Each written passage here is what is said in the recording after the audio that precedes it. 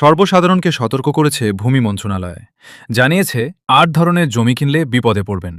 জমি কেনার সময় শুধু দাম কম দেখলেই কেনা উচিত নয়।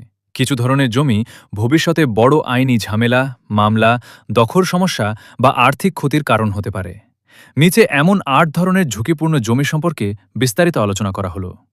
১. মামলা চলমান জমি। যে জমি নিয়ে আদালতে মামলা চলছে সেই জমি কেনা খুব ঝুঁকিপূর্ণ। সমস্যা, বছরের পর বছর মামলা চলতে পারে। জমি দখল নিতে সমস্যা হয়, আদালত বিক্রি বাতিলও করতে পারে। কি করবেন? কোর্ট কেস আছে কিনা খোঁজ নিন, স্থানীয় আইনজীবীর মাধ্যমে যাচাই করুন। ২.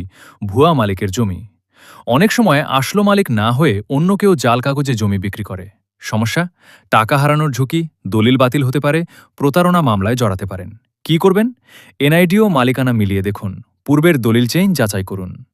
৩. খাস জমি বা সরকারি জমি। সরকারি জমি অনেক সময় অবৈধভাবে বিক্রি করা হয়।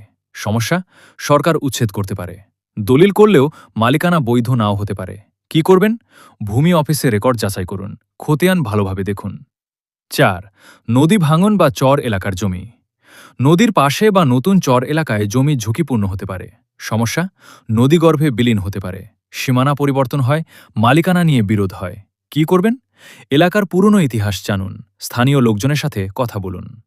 ৫. একাধিক মালিকের বিরোধপূর্ণ জমি। ওয়ারিশদের মধ্যে ভাগ না হওয়া জমি কিনলে সমস্যা হয়। সমস্যা, অন্য শরিক আপত্তি দিতে পারে, দখল নিতে বাধা আসে। কি করবেন? সব ওয়ারিশের সম্মতি নিন, বন্টননামা যাচাই করুন। ৬. রাস্তা বা প্রবেশপথহীন জমি। অনেক জমির কোনো বৈধ রাস্তা থাকে না। সমস্যা, ভবিষ্যতে চলাচল বন্ধ হতে পারে, বাড়ি নির্মাণের সমস্যা হয়। কি করবেন? জমিতে যাওয়ার রাস্তা লিখিতভাবে নিশ্চিত করুন, ম্যাপ দেখে যাচাই করুন। ৭. বন্ধকি বা ব্যাংক ঋণযুক্ত জমি। কিছু জমি ব্যাংকে বন্ধক রাখা থাকে।